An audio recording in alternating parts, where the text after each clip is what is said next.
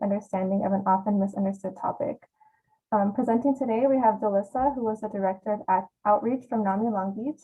She's a peer advocate, suicide prevention specialist, CBT practitioner, and crisis counselor. Having lived experience with personal illness, she is dedicated to assisting others to find their way back to hope by helping to end the stigma surrounding mental health issues. We also have Eliana with us today, who lives with major depression, post-traumatic stress disorder, and severe anxiety disorder. She is trained as a NAMI connection facilitator, NAMI in our own voice presenter, NAMI peer-to-peer leader, NAMI ending the silence presenter, and NAMI crisis intervention training presenter. Before I go ahead and let them take over, I do want to note that we will have a portion dedicated to Q&A at the end of the presentation. So if you do have any questions, we encourage you to type it in the Q&A box. You can also use the chat as well. So without further ado, NAMI SFB can go ahead and take it away. Hello, thank you everyone so much. My name is Jolissa Hibbard. I'm with NAMI Long Beach, as Alyssa said. There are NAMI affiliates and chapters all over Los Angeles County, all over the state of California, and all over the United States. All the programs and classes and things that we offer are free to the public, to our members. They are covered under donations in the Mental Health Services Act.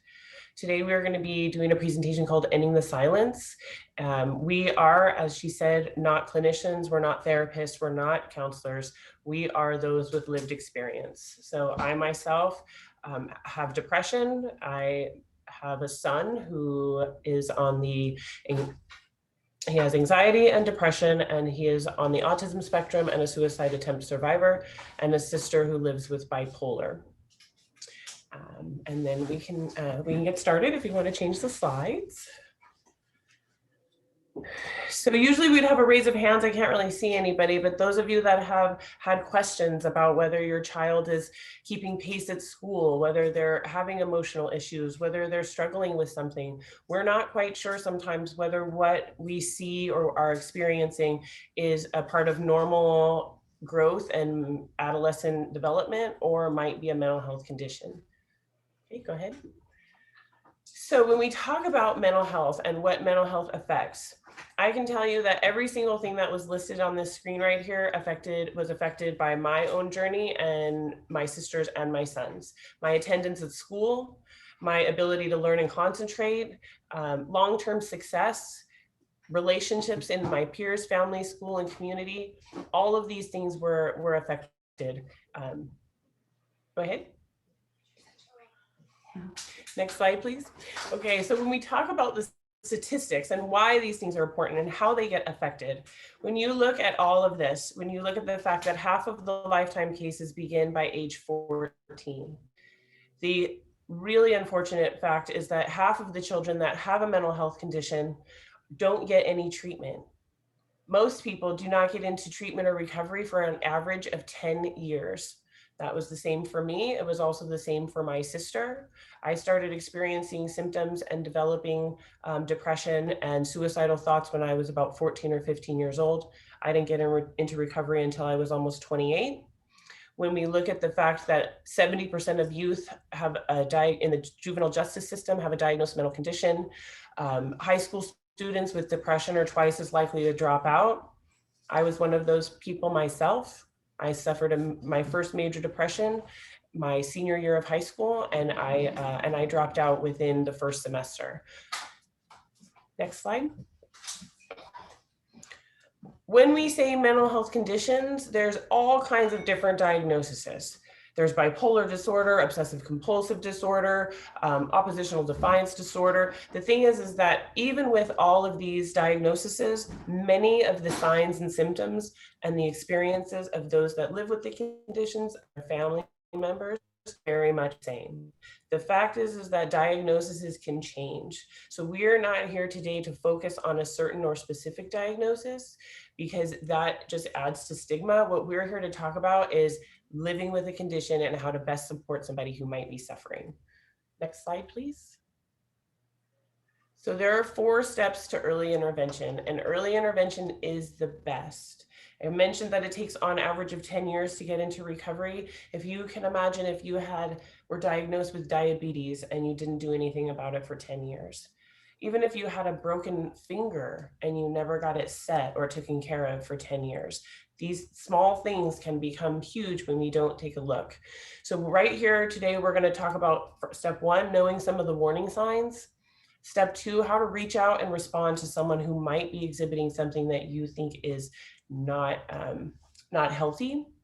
Step 3, how you can work with your school staff, with your child, and form a team around so that that person is completely supported. And then step 4, some resources and areas you can go for support. Next slide.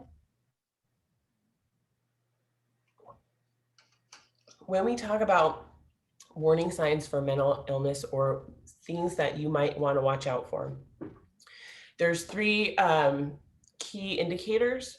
How intense are the symptoms? So are they something that is overwhelming the person? Is it overwhelming their life? Are they able to function? The duration of the symptoms. Typically, if something's going on for 2 weeks or longer, that's something you need to really, really look at. And the levels of distress. Is it affecting their daily functioning? Is it affecting their ability to take care of themselves, to handle their responsibilities, to do the things that they are asked of? Next slide. When a child is at home, at school, they act differently. If you've ever watched your child with a babysitter, you can tell that they are not the same with their parents. And I know if you've talked to your teachers, kids are not the same at home and at school. So these are some of the things that you might see at home versus what parent or teachers might see at school. At school, they might be missing class. There might be mixing up their assignments or their tests, extremely disorganized, and then asking for special considerations. On the other side of that, there might be perfectionism, have to be a straight A student, have to get the best grades. Or are they drawing, writing, expressing things in their schoolwork about death, about hopelessness, about isolation? When you're at home, it might be difficulty sleeping. My son always had issues falling asleep. He was not diagnosed with his autism disorder until after his suicide attempt. The night of his suicide attempt, he stayed awake until 5 o'clock in the morning playing video games. And these are not eating and not sleeping are 2 huge things that can really cause a problem instantly. So if they are having trouble sleeping, sleeping too much, oversleeping, sleeping all the time, not eating, overeating, constantly running late, that one makes me laugh a little bit. I think most teenagers have a constantly running late, can be unexpectedly rude and misplace their belongings.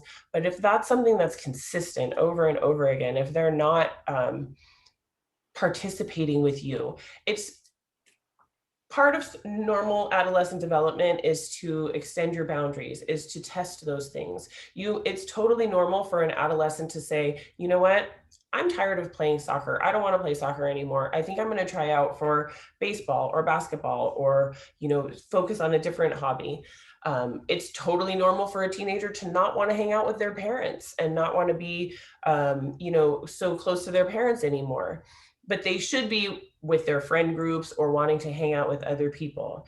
It's completely different if someone says, I'm not going to play soccer anymore and I don't really feel like going out and I'm just going to stay in my room and watch TV. That's completely different. That is not a normal adolescent behavior. Next slide, please.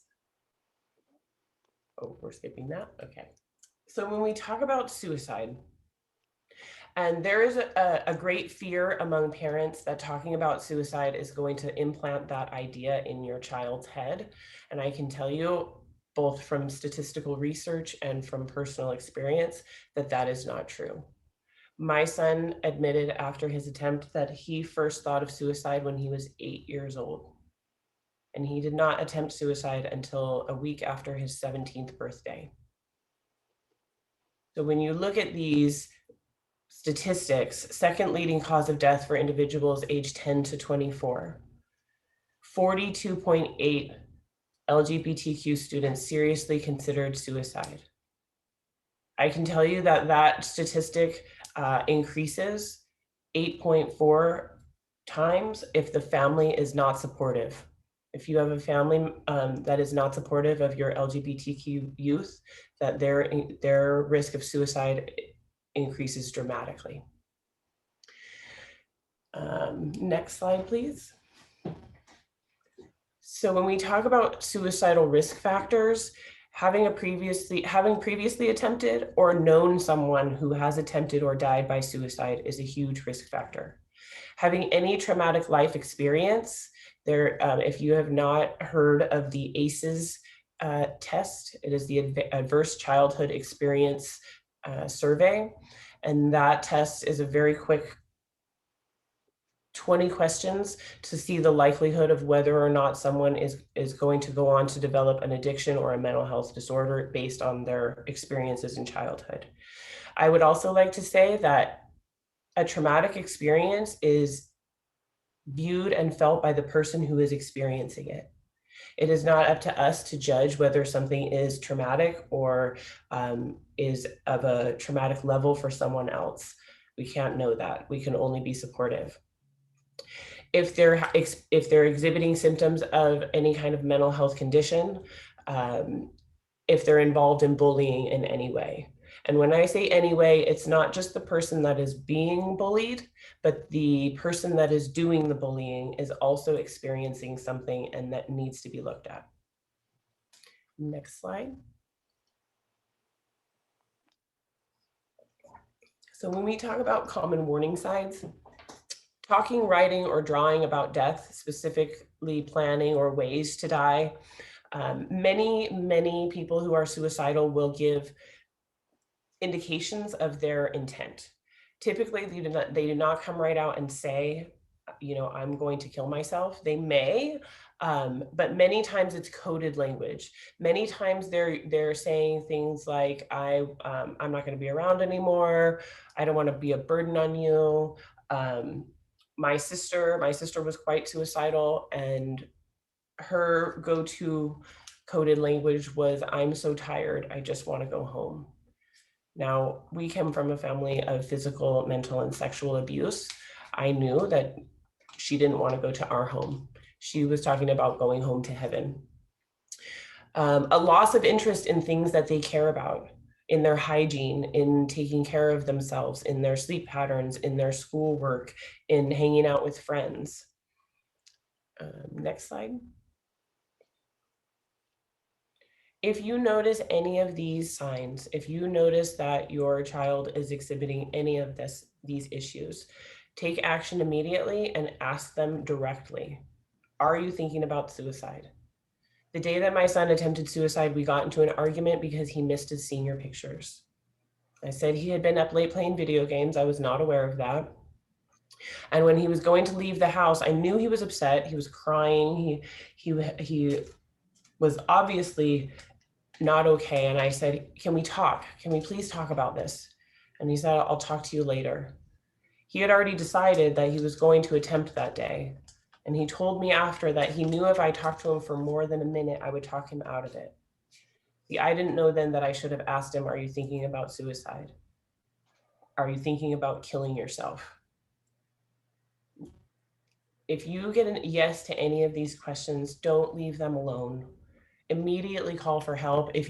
There's suicide prevention lines, there's a crisis text line, which is 741-741. If you can't think of anything, you can call 911. But the important thing is to make sure they understand that you are there with them and that you're going to be there with them. Next slide.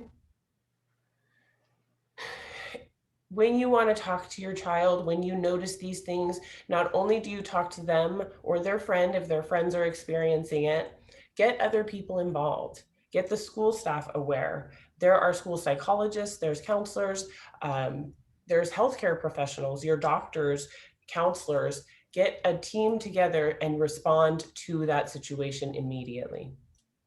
Next slide. Talking about these things, talking about your concerns is not an easy conversation to have. These are not quick conversations. This is not something you start, on the way to drop them off for baseball practice or, on the way to school. These conversations take a while. especially with young people, because they're a little bit hesitant sometimes to tell the truth. And these on the screen, you'll see a few ways that you might start that conversation. I'd like to hear more about how you're feeling.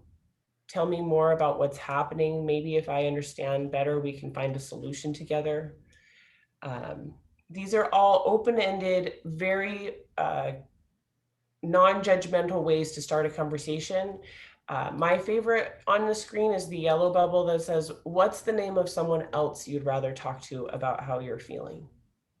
The reason I like that one is because sometimes as the parent, it's hard for a child to want to open up. I work with NAMI. I do these presentations. I've been trained in suicide prevention and crisis counseling. And a year ago, about 2 years ago, my daughter, who's 15, said, hey, I want to talk to somebody. I think I need to talk to somebody. And she was scared to ask me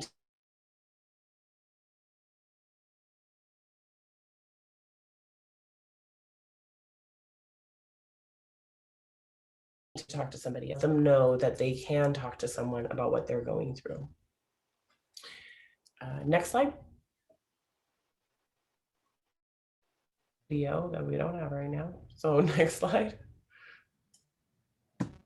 So when you to your share your concerns about what you've seen from school, what you've heard from school. I know nowadays it is so much easier to be in touch with teachers. There's emailing, there's apps that you can have on your phone.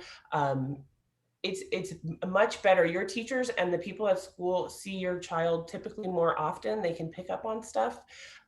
If and when we get back to the classroom, ask about classroom adjustments. It doesn't have to be so serious. Sometimes it's just about letting someone sit next to a window or be closer to a door if they have a little anxiety or have ADD or something like that. There can be really simple adjustments made to help students succeed. Next slide. When you are talking to your healthcare professionals, bring all of this. Bring all of your information. Ask if there's a test or an evaluation that can be had or is needed. Ask for referrals. I know when my son was in the hospital after his attempt, I was Googling everything, and I still do. There's so much information out there that you can educate yourself on. And the one that's not on this slide is make copies of everything. Everything that you get from school, everything that you get from the doctors, put it into a binder and keep all of that stuff together so you have it at your fingertips. Next slide. Working with your school staff and your child, I know sometimes this can be difficult. Some schools and districts are better and more open, and some schools may be a little bit farther behind, but you do have rights as a parent. You do have rights for your child, and the more open you are, the more willing you are to work with them. I found it works a lot better, and keep them involved. Next slide. Again, alone we can do so little, together we can do so much. It is so important to have that safety net around the young person. You know, when I dropped out of high school, there was no recourse. There was either you're dropping out or you're staying in, and that's that. These days, there's so much more that can be done, and there's so much more awareness of this that bring the attention to shine a light on that situation so that people can be aware. There's nothing to be ashamed of when it comes to mental health or mental illness. We are all getting more educated and more aware every day. Next slide. So when we're talking about young people, when we're talking how to help them, even if they're not experiencing a mental health condition, even if they're not displaying symptoms, you know, teach your child how to make friends and have connections, how to have empathy for someone else and their struggles. Set goals and work on them at a reasonable pace. Mini goals are easy to accomplish. Make sure that there's a routine, that there's breaks and unstructured playtime. learning how to have a positive self-view is huge for kids. How to understand that, good things in life help you get through rougher times. There's a saying that I love: without the sour, there is no sweet. Which means that everybody has bad days. We have to have a bad day in order to appreciate and recognize the good days. Teach that to your kids young. It's not always about being happy and instantly gratified. Change is a part of life. It's a part of living. It's something we have to get used to. And the huge thing, how good it helps to help others. There is a principle, the scientific, the helper principle, that the person who gives the help is actually the one who's getting the most help. So by helping someone else, you help yourself actually. Next slide. And I don't know if we have time for discussion. So when we talk about resources and connecting with support, on the back of all state student IDs here in California is the suicide prevention hotline. I mentioned earlier that there is the crisis text line, which is 741-741. That is a confidential text service. It's 24 hours a day, 7 days a week. You can be connected to a crisis counselor who will help you through whatever your issue is. So I volunteer as a crisis counselor on that hotline. I have dealt with students whose crisis was, I am in 8th period and I ate pizza for lunch and my stomach is cramping. I have also dealt with students who have texted in and said, I was self-harming and I think maybe I cut too deep. Both of those are a crisis to me. If it is a crisis to that person, it is a crisis, period. They are both treated with the same amount of respect and urgency because, like I said earlier, it's not up to me to judge what your crisis is. It is only up to us to support them. Again, with NAMI, we have many programs. We have family support groups. We have support groups for lived experience, the connection support group. We have classes, educational classes for family members and for peers going over brain chemistry, medications, diagnoses, things like that. And all the services that NAMI offers are free. Next slide. Talking more about some of our programs. Our national website, NAMI.org, has a program called Basics on Demand. It's an online class for the parents of adolescents and younger, so young kids up to age 22. It goes over the IEP process a little bit, some of the brain chemistry diagnoses, things like that. Some local affiliates do offer that in person, but right now that is online through NAMI.org. And go ahead. And we also do this presentation for staff members and for students. So this same type of presentation, a little bit of different information depending on the audience, but is the same for information to get out there to let students know, be aware of what to look for, and also let school staff know how to better work with families. Next slide. There we go, the basics on demand that I talked about. And these are, again, our NAMI helpline and the crisis text line. And you can text NAMI to 741-741. The way that the crisis text line works is whatever you text in, those there's an algorithm that sorts those texts. So if someone texts in and says, I think I'm suffering from anxiety, that might be lower than if someone texts in and says, I'm self-harming right now. So the crisis counselors get to the most urgent ones first. And with that, I'm going to turn it over to Eliana, who is going to share her journey with mental health. And then we will have time for Q&A, and there is an evaluation link that we'll put in the chat box at the end. Thank you, Jolissa. Hi, everyone. My name is Eliana. I am here to tell my experience with mental health, mental illness in particular. So my journey started very young, around the age of 6 years old. I had really big feelings and emotions that are not normal for a 6-year-old. I had feelings of hopelessness, helplessness, extreme sadness, a lot of fatigue, a lot of um, I felt valuelessness, like that the value of myself or the value of myself was less than that of my family around me.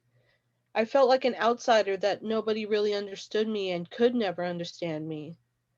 Um, those feelings never went away. I started going to school.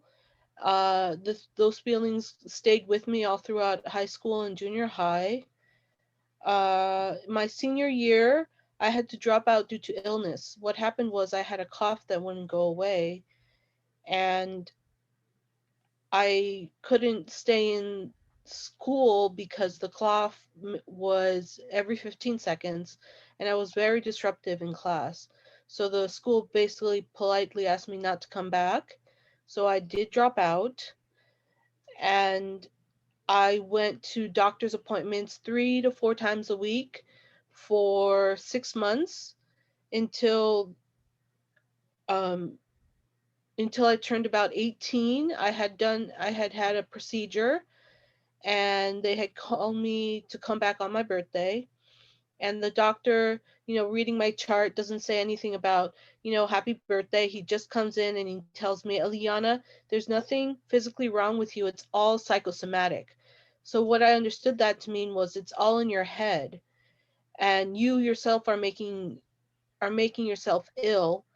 So what happened was, about 2 months later, I was in the hospital for a suicide attempt. It was it wasn't easy being told that information. I remember going home and just crying and crying, because I didn't think that I was making myself ill. I thought it was something else. I thought it was something physically wrong with me.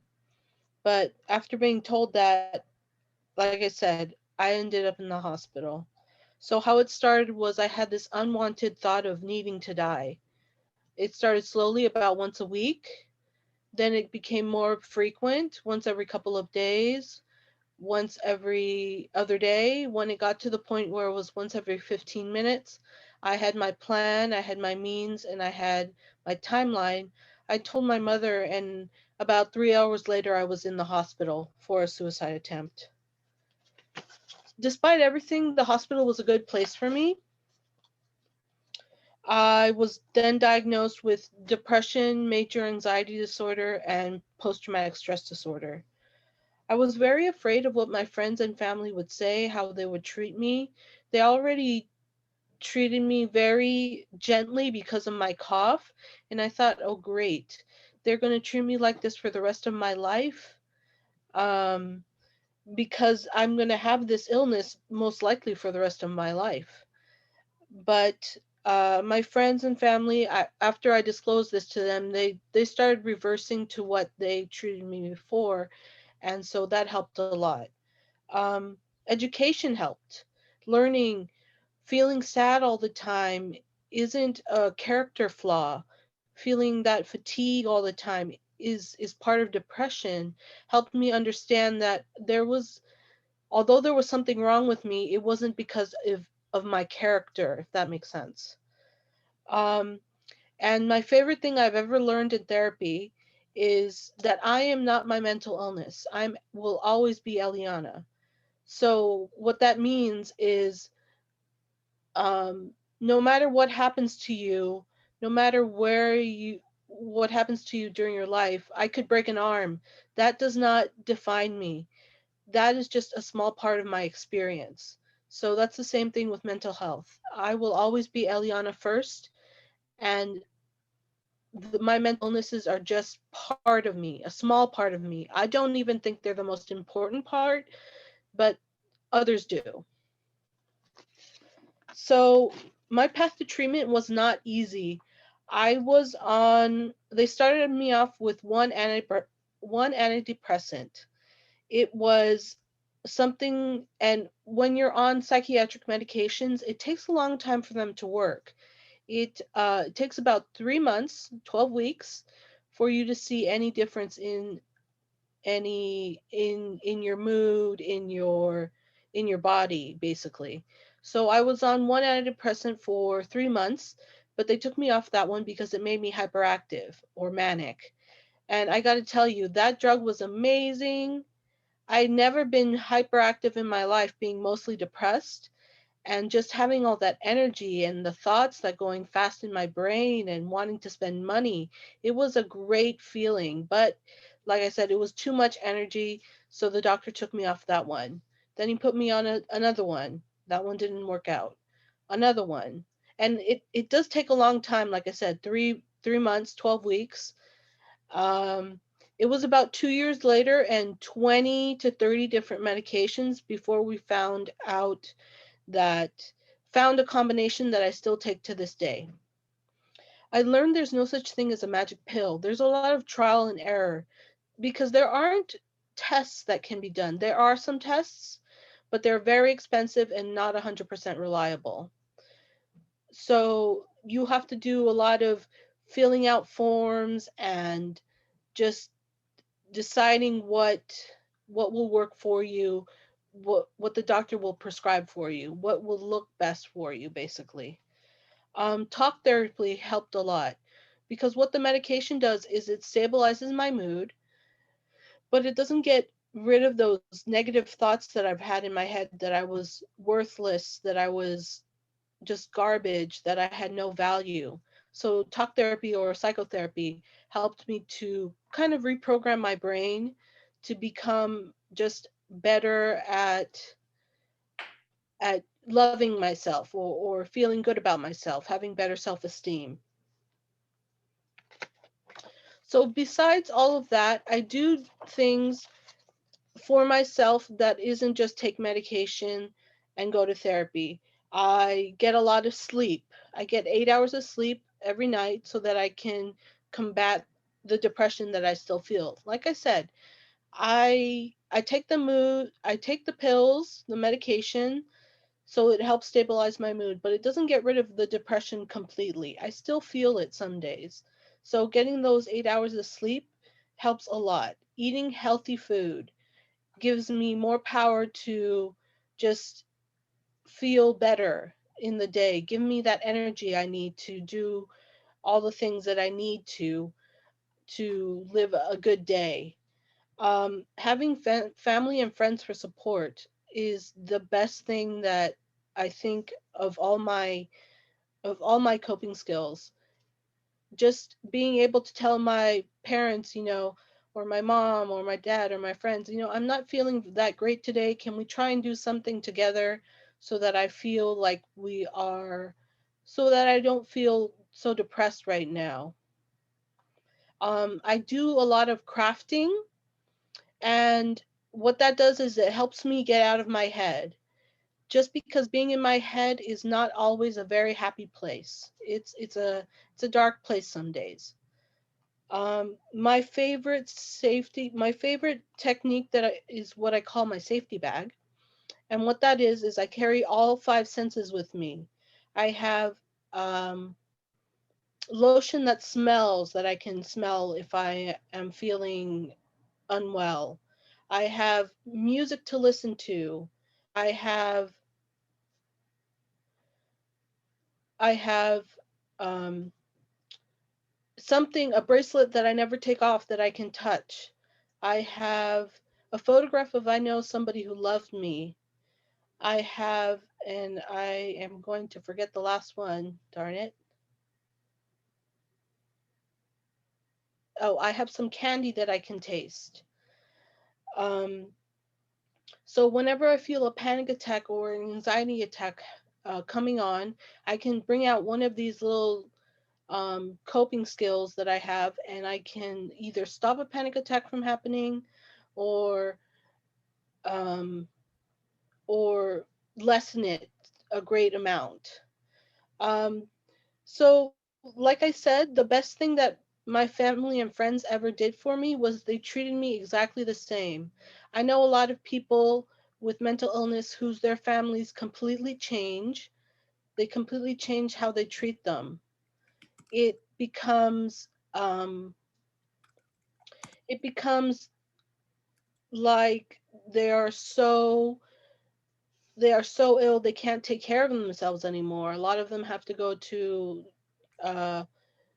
therapy and can't hold down a job. So the parents and the loved ones treat them so much differently now. And really, the best thing is being treated like I normally am, because that is who I am. It is part of me, yes, but it isn't the most important thing about me. Um, so the next section is called How I'm Doing, and I'm doing pretty well right now. Um, in the very beginning, when I was just getting used to the new medications, I didn't have such a good time. My first success was basically just getting out of bed. Um, my dream is to work with children who have medical illnesses. I hope to work in a hospital being what's called a child life specialist. My biggest success to date was being able to graduate with all my friends on stage in June.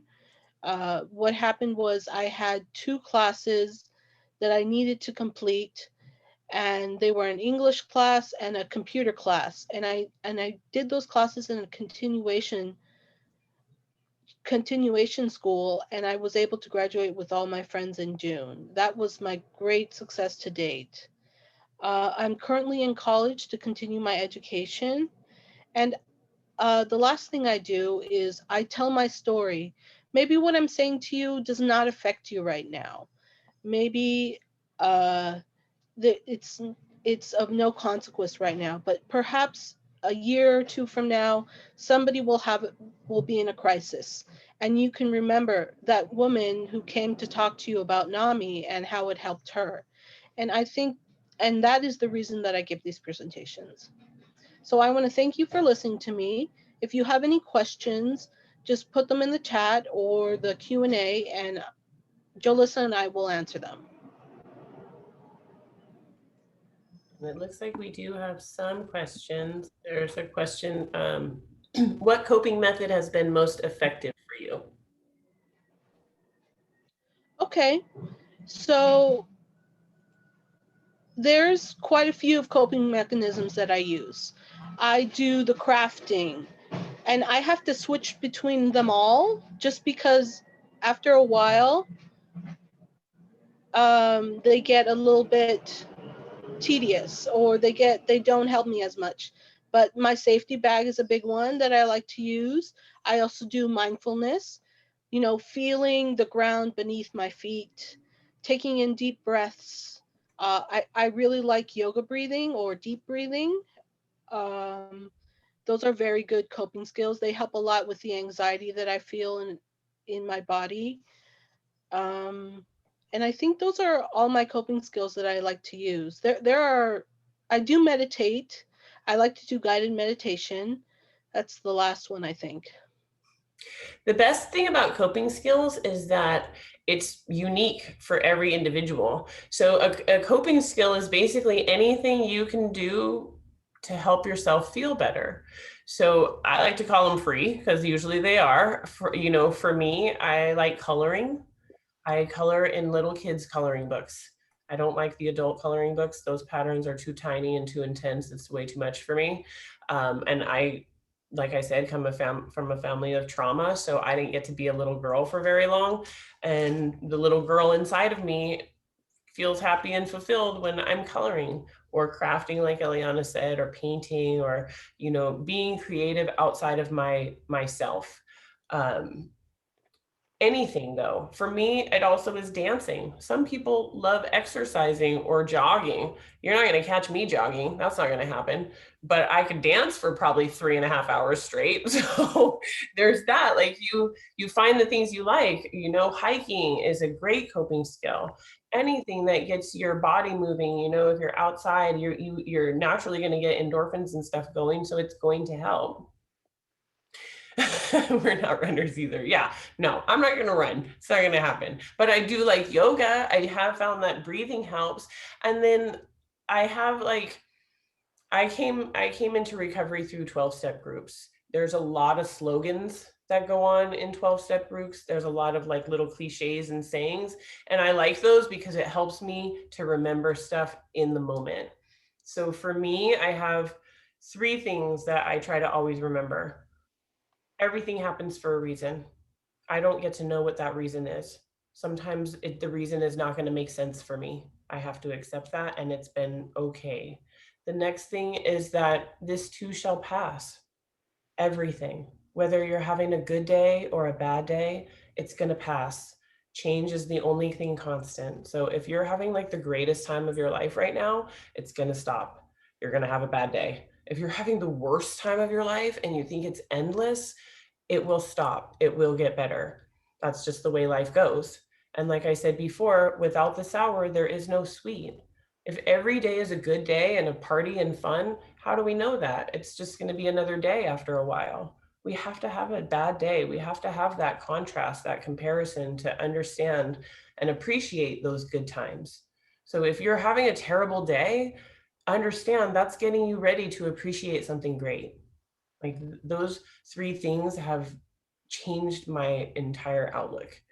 And really just knowing like you are not alone. I can't tell you how alone I felt my whole life, that everything I was going through, that everything I was struggling with, I was the only one, that no one could ever understand. And when I realized like I'm not alone, I have depression and, a drinking problem or whatever it is, like there's people that have been there and they want to help you no matter what. You are not alone with whatever you're struggling with, whatever you're going through. Someone else has been there and someone else understands what you're going through and can help. But you got to let them in and you got to talk about it. Is there other, I see more questions. What if parents don't think you're actually going through something and they don't think it's that serious to go to see a doctor or start therapy? I think all parents are doing the best they can. Not all parents are equipped to deal with this stuff right off the bat. People are afraid, they get worried. Like I said, sometimes it's difficult for parents to put themselves back into the position of being a teenager or a young person. And, as we get older, our responsibilities and things increase. So your parents might not understand that your crisis is a crisis because they're probably going through other things, paying mortgages and jobs and all that stuff. And it gets a little bit hectic. Talk to someone else. Talk to another adult. Talk to your school counselor. Call the crisis lines, call a suicide prevention line, talk to your school counselors, like a coach, someone at church, any other adult that can help. I mean, that's the thing, is that when we do the student presentation, part of it is talk to an adult, and more than one if necessary, because not all parents are as educated or aware or understanding, and it's not their fault. It's not their fault either, but you deserve help with whatever you're going through. I did that one, so that one's done. Delissa, there was a question earlier asking where someone can find a NAMI near them. So, well, Google, if you put your zip code in the NAMI.org locator, it'll find one. In Los Angeles, there are chapters and affiliates all over. So this presentation is was brought to you by our San Fernando affiliate. I'm in Long Beach. There's also Glendale. There's also like West Side. There's all kinds of affiliates all over Los Angeles County. There's a NAMI OC, there's a NAMI San Diego, there's a state of California NAMI organization. I mean, anywhere across the country, you'll be able to find an organization that provides NAMI services. Here in California, we are extremely lucky because we have the Mental Health Services Act, which is Prop 63. So if you're not familiar with that, in California, any income over $1 million is taxed 1%, and that money is put into a specific fund that is only to be used for mental health services. So since we have a lot of millionaires in California. There's a decent amount of money that goes into that fund, and it is to help pay for presentations like this, pay for things for peers, do that kind of stuff so that we are able to better provide mental health care here in the state of California. And I know someone also asked earlier, what tips can you give if you want to be a support system for your friend? And I did put in the chat, listening and being a non-judgmental listener is so, so important. Also understanding we can't do this stuff alone. When I do this presentation for high schoolers, the number one question I get is, how can I help my friend without involving an adult? And I'm telling you, it's not possible. As a crisis counselor, I'm trained, I take those conversations, but I have a clinician who's watching over all the conversations that are going on. Because even with my training, even with my experience, I cannot handle those things by myself. It's too important. It's too much pressure and stress. It's too much to handle on our own. So I can tell you, and when my son attempted suicide, he told the girl that he had a crush on that he was going to attempt suicide. She did not go to his high school. She was not part of his regular friend group. She didn't know if he was serious, if he would be mad at her, if she would get in trouble, and she didn't say anything to anybody. And she had to come visit him in the hospital after. It is so important to recognize those signs and to reach out. I would just like to add that it is very difficult to not give advice when listening and hearing these hard topics, but try very hard not to give advice, because a lot of times, especially with me, I just wanted somebody to listen to me and not tell me what to do. Just listen. Absolutely, Eliana. Absolutely, good point. Especially like when we're talking with people on those crisis lines, it's important not to give advice, because you might suggest something that person has already tried and it hasn't worked, and then now you don't understand them at all. It's more important to say, how have you felt like this before? What's helped? What have you done in the past that's worked when you felt like this? Those are better questions than in trying to think of, oh, I heard this was a coping skill, maybe you should try that. Like I said, it's very personal. So somebody suggests jogging to me, I'm not doing that as my coping skill. So it's important to listen. Like, I can't stress listening enough, and being that non-judgmental listener, understanding like there's all kinds of different cultural considerations that come into play when you're talking to someone, their own personal history, their own experiences, their family dynamics, all of that stuff comes into play when you're talking about this stuff with someone. Yeah, thank you. Thank you both for sharing your stories and for sharing very important life-saving information. If you guys want to learn more about NAMI, SFB will go ahead and put their social media in the chat as well. We'll take one more minute to answer any more questions anybody has. I did put the link in the chat now, so that is a Google form. It's an evaluation link. It's a very short evaluation. It is very important for our funding that we get those evaluations filled out. So if you could complete those rather quickly, that would be amazing for us. Thank you. Hi, Jolisa. I'm not sure the link is working. I just pressed it right now and it says the site can't be reached. Oh, that's I weird. did receive one from Yasmin. I'm gonna see if that one probably opens. Okay, yeah, go ahead, because maybe it's because I'm not a host or something. It did work though. And then if we can't get the link for it now, if you have signed in, we do have those email addresses. And once we have the correct link, we can go ahead and send it to everyone who participated today. Yeah, because you said evaluation forms for funding, and I get it. Yes. Yeah. But yeah, thank you. It might Oh, go ahead. nothing. It just I think internet's kind of funky here at work. So if the link does work for you, let us know if it does. But yeah.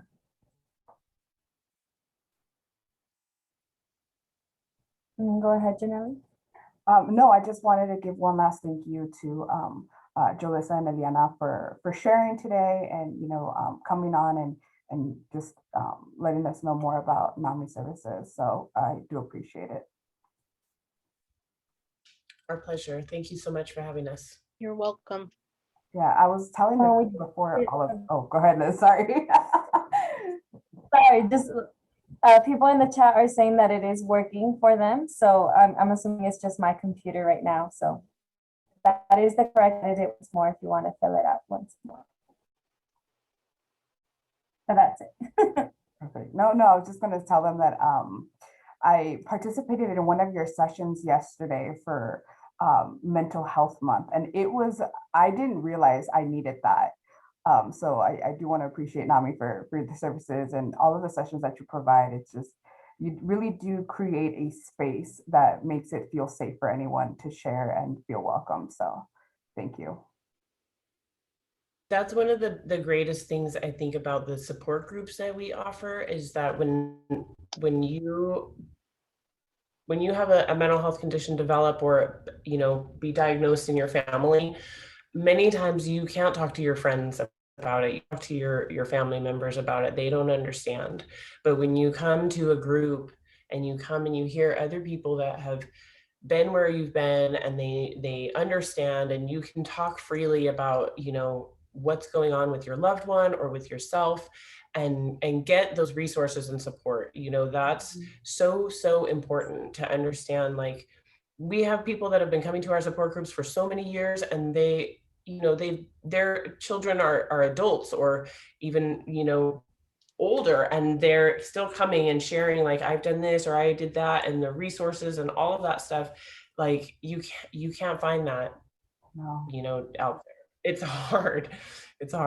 Yeah, and it's sometimes, and again, exactly what you said, it's easier talking to someone who understands it rather than having to explain it to someone who doesn't, and again, just like the services, just like the space that y'all provide, thank you. It's definitely made a difference.